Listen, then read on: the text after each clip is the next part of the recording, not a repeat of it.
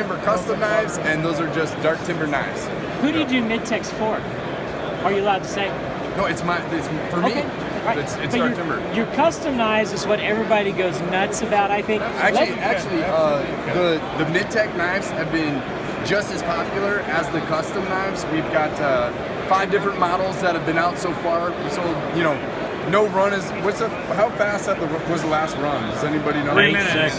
So it was 400 knives in 3 minutes. 3 minutes total. That's distinctive. Now, tell me about for your customs, the process you do, getting the wood, making the wood, the steel. Tell me how much I don't of it make you the do wood, yourself. God does. Okay. But so, like, you know, I built a reputation for myself on making hard-used knives for guys in the woods. So, you know, a lot of what you're going to see at the table is going to look like it's pretty Damascus. Like, this is a 380-layer Damascus count that's blacked out to gun blue.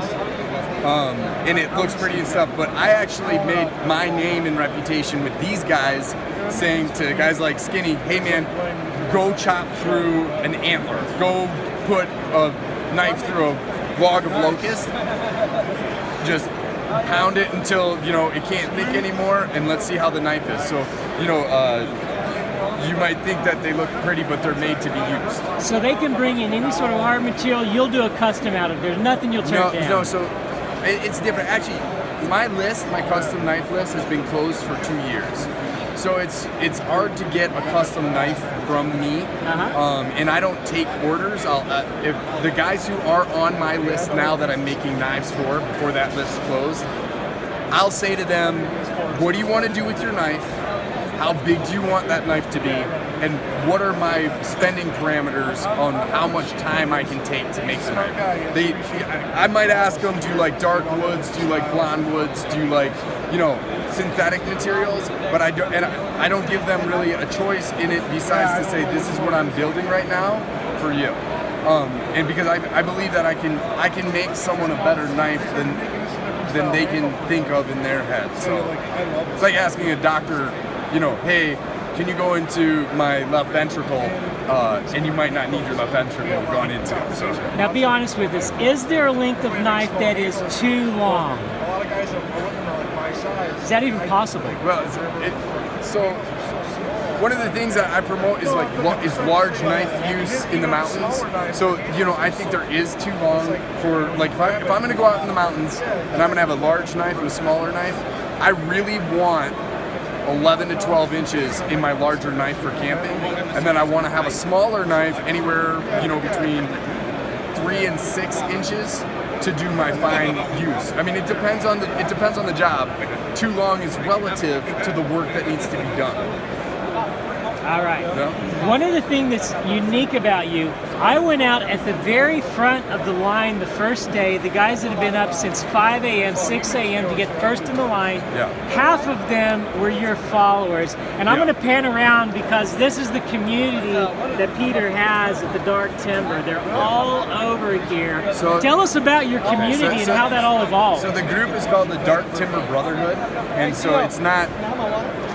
These guys are much closer than you might think. The Brotherhood is a group right now of about 14,000 people, but there's a core group of guys that camp together, that share outdoors philosophy, political philosophy, spiritual philosophy, and it's, you know, earlier you said your fans, and I'm like, hey man, I don't even have a single fan. I've got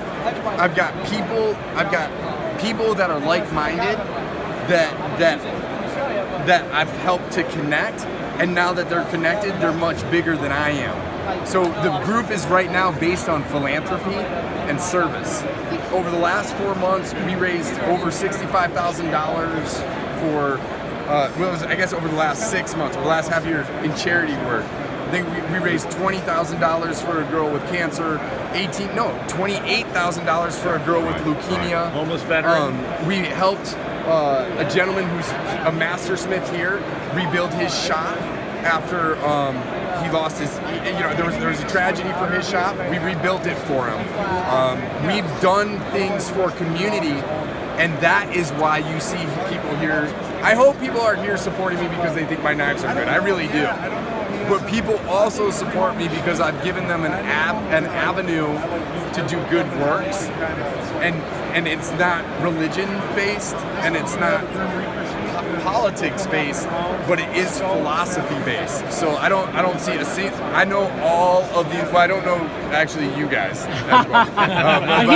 He will. But these two, but I will. And I just would never call someone who I call a brother a fan, because that's not what it is. Now, if I were to become a brother, do I need to know a special handshake or get a special tattoo? How does that work? Yeah, you have to have my symbol tattooed on your forehead. Oh, wow. Let's go, man. Let's go. No, here's the thing. On Facebook, it's a closed group. All you have to do is have a real profile with pictures that aren't like kitties or clowns or Pakistani Damascus. And you have to answer our questions and be willing to follow our rules. We don't take negativity. We don't take trolling.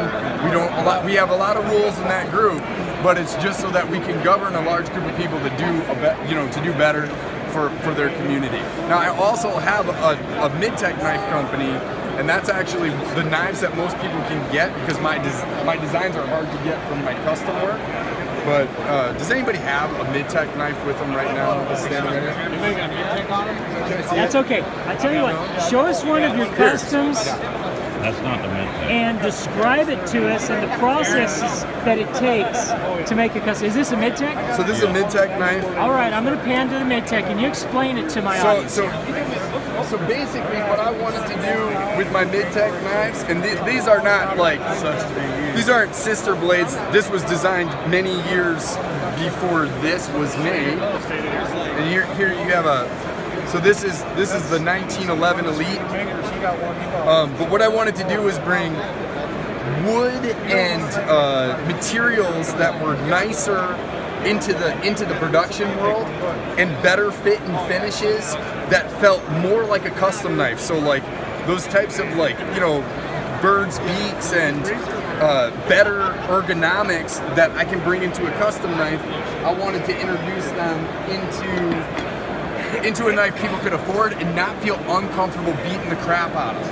And so, really these are kind of a lot where my heart is right now, because I believe that guys can get these in their hands and they can actually get out and use them for an affordable price and have the best materials available to them, with also better edge geometry and better handle materials.